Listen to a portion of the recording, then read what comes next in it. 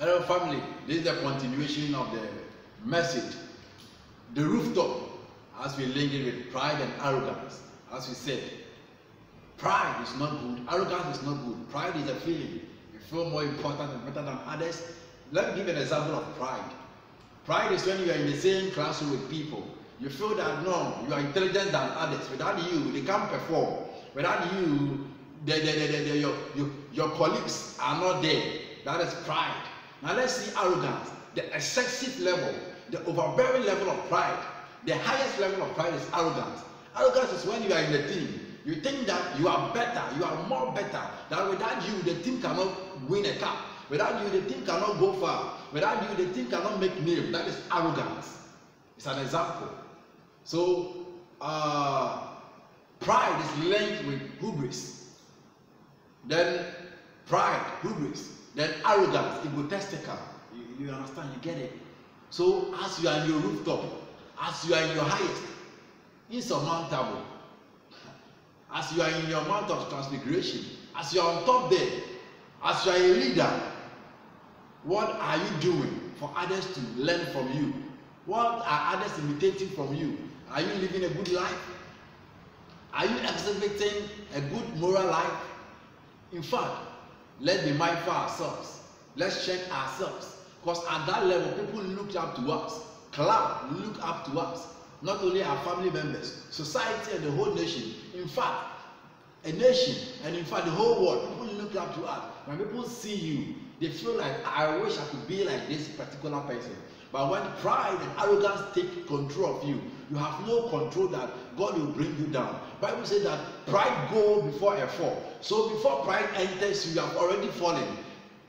This scripture can be linked with what God said in Genesis. That anytime he said, don't eat the fruit at the middle of the garden. The fruit of evil, of knowledge of good and evil. God, don't touch it. The day you touch it, you will die. Bible says that when they ate it, they died. But physically, they didn't die, but naturally, they were dead. It's the same thing. When pride enters you, you fall. So you think you are still bossy, but gradually you see that you lose fame. You lose your credentials. You lose your integrity. You lose your influentials. You go that people will not hear from you again. There are tough and big men that has come to pass that today we don't hear from them. You get it? We don't hear from them. Why are they? Pride and arrogance. Pride and arrogance. Now let me take you quickly to an exemplification life of a king I called the wicked king. He knows the truth, but he wants to deny because he is at his rooftop. Let's look at the book of Acts chapter 12 verse 22. There was a king called Herod Agrippa. Herod Agrippa. And because he caught Stephen and killed him, the people were happy. So he went ahead to catch Peter. He wanted to kill him, so he put him in the prison. Then the church intervened with prayers. Then Peter was delivered. And then the king asked the bodyguard that where is Peter? They couldn't find him. So he executed all the soldiers. He executed them, he killed them. Then what happened was that he became very furious and angry. So there was this king, there was this kingdom, this nation that depends on Herod Agrippa for food. They were dependent on Herod Agrippa, the people of Tyre and Sidon. So the king at Sidon sent his kinsmen to come to King Agrippa to have some negotiation with him, so that at least he would sponsor them with food and stuff. King Agrippa Herod was very angry then. So when the kinsmen of Sidon came, they couldn't meet him. They met King Agrippa's personal assistant. They negotiated peace. They discussed everything, and then later the outcome was that they should meet at a particular day. So on that day, where the people met, the king was there. And then the people, as I said, be careful when people are praising you at the rooftop, because they can crown you to your grave. They can praise you to your grave. So the people there were shouting, giving ovations and saying a whole lot, praising the king. And listen, I told you that any person at the rooftop is guided by an angel, has an angel behind him or her. The least you do, the angel takes your life. So let's see what happened. Acts chapter 12 verse 22, the people gave him a great ovation. That is King Herod Agrippa. The people were jubilating. So they were celebrating him in excess. Now listen, the people gave him great ovation, shouting, it is the voice of a God, not of a man. Instantly. So you see, the people were shouting, clapping their hands. The voice you are hearing, you see, the king was speaking. You know, the voice you are hearing is not just a human voice. It's a voice of a God, not a man. It's a voice of a God. God didn't have a problem with the people saying that the voice is a God. The man is not a mere man, it's a God. God didn't have a problem with that. But God had a problem with King Herod Agrippa. And what was the problem? He accepted the glory. He accepted the praise. It is dangerous to eat the food of God. The food of God is so dangerous that you can't eat it. It is too hot for you to eat the food of God. You will die. You will die. So God didn't have a problem with the people praising him and giving him all this accolade. But God had a problem with him accepting the glory and the fact that he is a God. Be humble when you are of your rooftop. Be humble when you are at your highest. Be humble when you become wealthy and rich. Be humble when you gain influence. Be very humble. Now let's see. Let's see. Instantly, instantaneously, immediately, immediately, an angel of the Lord struck Herod with sickness because he accepted the people's worship instead of giving the glory to God. So he was consumed with wounds and died.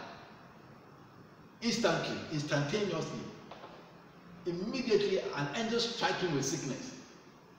He struck him with, so he died as a result of sickness. He was consumed with wounds and he died.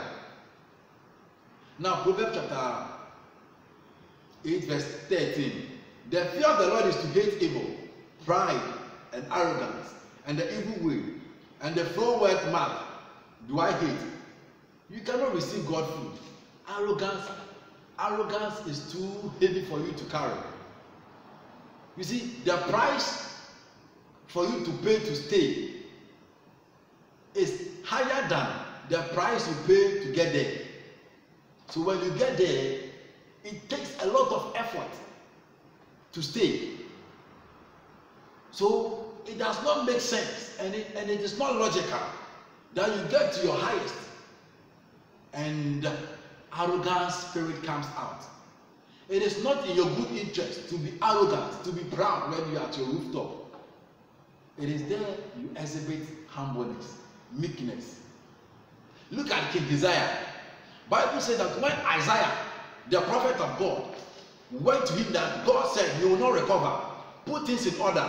You are not going to recover. You will die. Bible says that the king was so humble that he bowed and faced the wall and he prayed to God. Humbleness.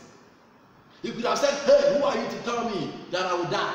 Who are you to go and tell that you're God? But he accepted the fact that he is a prophet and God is the Almighty. The Lord God Almighty. He accepted the fact and he knows it. So at the point, he knelt down before the Almighty God. Because as I said, acknowledge that God rules in the affairs of men. Until you acknowledge that, you are going nowhere. Youth that are coming out. Are you humbling yourself? People are making younger. People are raising their shoulders, thinking that at the rooftop we brag to get there. The rooftop, we don't brag to get there. Ask those that are there. Those that are at the rooftop, they humble themselves there. But when they get there, the enemy, because you see, anything God has original, the enemy has counterfeit. Now listen. The enemy is imitating God. So when God's eyes comes on those that are on their mountain, those that are on their rooftop, the enemy eyes also comes on them. So the enemy shot 2 arrows on you, pride and arrogance. then God also gives you the heart of humbleness and meekness. So it is up to you to choose. It is a choice. What do you choose? It's a choice. It's really a choice. Choose one. The youth coming up, be humble. Be very humble. If you want to really get to the rooftop, be humble. Because the rooftop is so exciting. The rooftop is so exciting. The fear of the Lord is to hate evil and pride, arrogance. A man's pride brings him low, but a man's of lowly spirit gains honor. A man's pride brings him low, but a man with a lowly spirit gains him honor. So it's a system of advantage. If you want to gain honor, humble yourself. The Bible says that God resists the proud, but show favor to the humble. This scripture I just dropped. If God is for you, who can be against you? So imagine that God is against you. Connect it to this scripture. God resists the proud. So God is resisting you. You are coming and God is resisting you. He's preventing you. So you are climbing to your apex. You are getting to your rooftop and God is bringing you down. God is bringing you down. You see, Joshua was not a prophet, but the state of his heart, the pure state of his heart, made the anointing of Moses fell on him as a prophet. He was a military soldier, but the state of the heart, the pure state of his heart, made the anointing of the prophetic grace fell on him. The state of your heart. As a man thinketh in his heart, so he is. Now,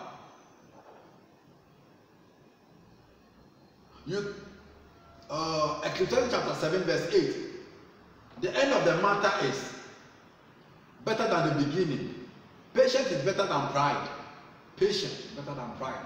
You've sent your CV, an application letter to a company, and they said they will call you at a later time.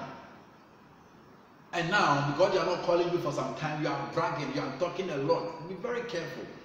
They will call you at the right time. Patience is better than pride. Stop bragging and talking. Your worldly knowledge will take you nowhere. Seek knowledge in the kingdom of God. Bible says that Solomon said, your people you've given me, I can't govern them with my knowledge. Therefore, I need wisdom and knowledge. God said, because you didn't ask for wealth, I will add wealth and riches to it. So it is one thing to seek for epignosis, as a Greek man would say, knowledge and understanding. Wisdom. Bible says that, and the baby Jesus grew in wisdom and in stature and in favor with God and men. If the baby Jesus needed wisdom, how much more I and you? We need more. We need more. Humble yourself. Humbleness. Humble yourself. Bible says Jesus said, and he thought it not wise to be equal with God. He thought it as robbery to be equal with God. Even though he comes from God, he said, I come from the Father. Nobody comes from heaven, but I come directly from the Father. In fact, I am the Son. I and the Father are one. I and the Father are one. But it is not wise for me to think that I'm like the Father. No. The Father is in me and I am in the Father. So the Bible says he thought it not robbery to be equal with God. He thought it not wise. He thought it unlogical. He thought it insane to be in a level with God. He humbled himself before God and before men. Humbleness. He could have said, hey, don't touch me. You know who I am. Don't kill me. He could have resisted his crucifixion, but he still humbled himself. Humbleness. Humbleness. That is why his name is being mentioned up to date. You see, when the harlot woman, the prostitute woman, Mary Magdalene, met Jesus, if not humbleness and meekness, we wouldn't have heard of her. Jesus said, wherever the message will be preached, wherever the gospel will be preached, your name will be mentioned. Humbleness. He bowed and worshipped him. He busted the alabaster jar on the feet of Jesus. His grace. Seek for the grace of God. The grace of God brings humbleness. It is the fruit of the Holy Spirit. Humbleness. Humbleness. The glory of God is so powerful and amazing that he can display it and then he can take it back. You see, during the time of Moses, he said, I will display my glory. So God has the power to display his glory. He has the power to take it back again. such as God Almighty. He has the power to display His glory. That is why it is not in your good interest to eat the glory of God, to take the glory of God, to accept the glory of God. It does not belong to you. Wherever you've achieved in life does not belong to you. The car you bought in life does not belong to you. The house you built, you've achieved. The good job and the work you are doing, the business you are doing does not belong to you. The glory belongs to God, does not belong to you. Your knowledge and your schooling and whatever you've achieved in life does not belong to you. Give the accolade to God. Give the credit to God. People's life in the Bible and people's lives has really been deteriorated, has really been destroyed. People's life has collapsed and ended. People's life has been debacled, all because of pride and arrogance. A sexy level of pride.